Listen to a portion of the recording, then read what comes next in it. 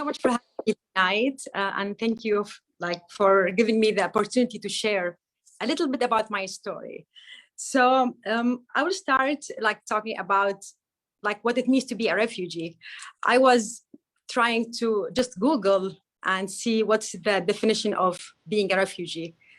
I found out that maybe most description, it just says refugees is a person who fled for their life, looking for a safe place to live, and this is the truth.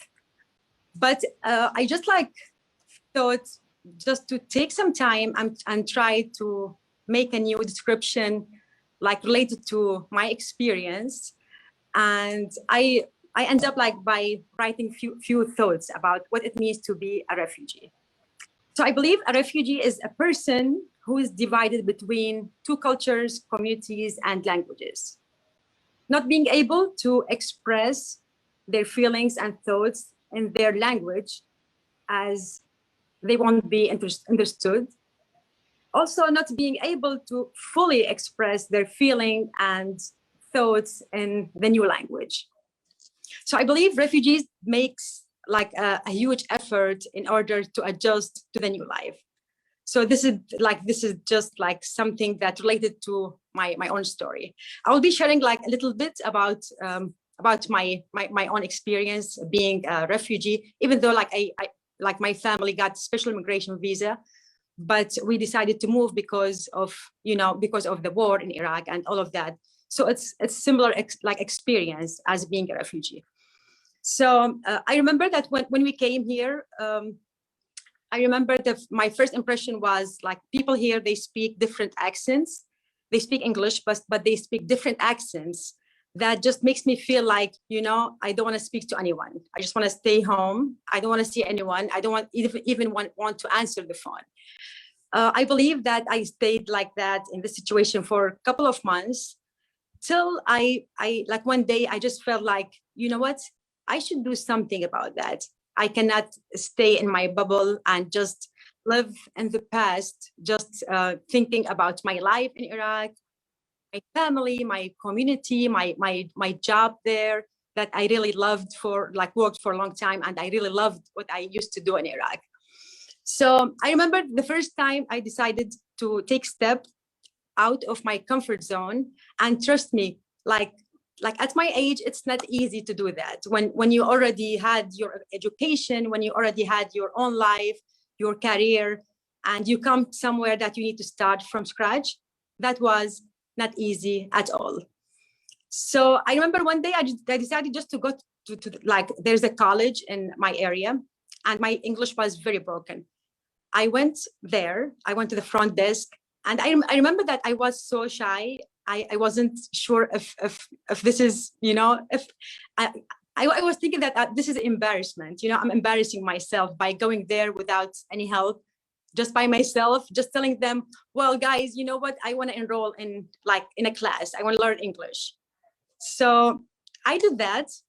It wasn't easy, trust me. It was it took me a lot of courage, encouraging myself and pushing myself to do that, because I believe that I have to do this.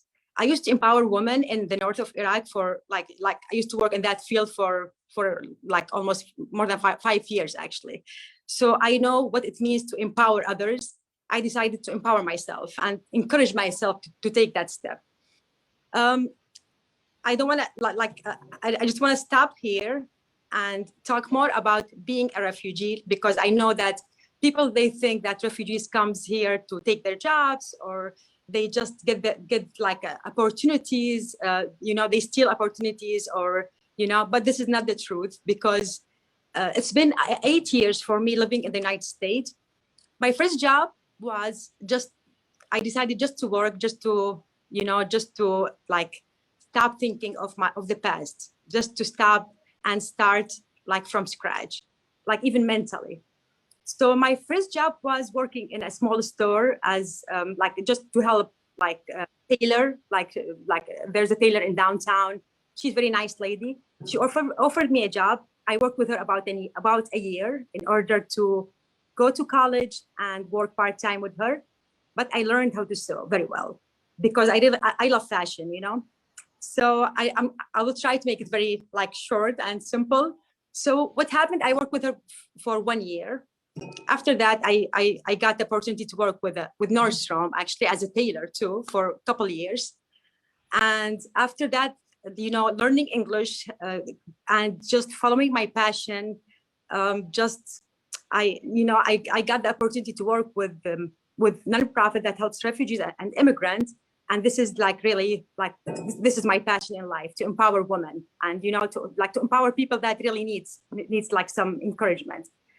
So but I should say something that a year ago, actually more than a year ago, I got to buy the store that I worked in 8 years ago. So I would like to show you the store, because today, you know, everyone left, but I thought, you know what, let me just stay here and I will talk from here. So in order to show you the store, it's a small store, it's a small business, and I created a company.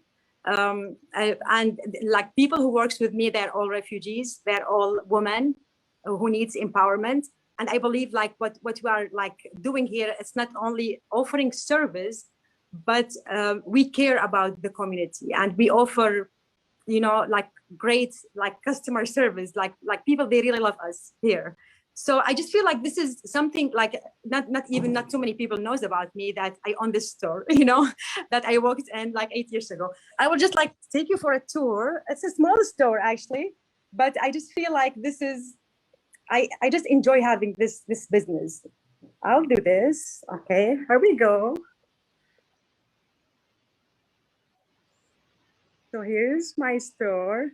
What we do alteration for all kind of stuff like wedding dresses, men's suits, and all of that.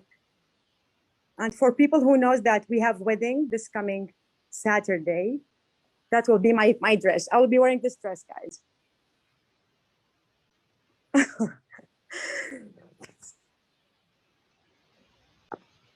So that's all what I wanted to share, just to encourage people that we can do a lot. And when we come as refugees or even immigrant, we all have the same experience. It's not easy, but I believe that we are really strong people. We can do a lot.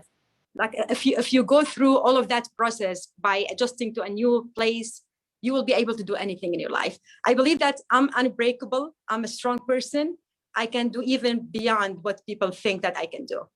Well, thank you so much for your time. That's an incredible story.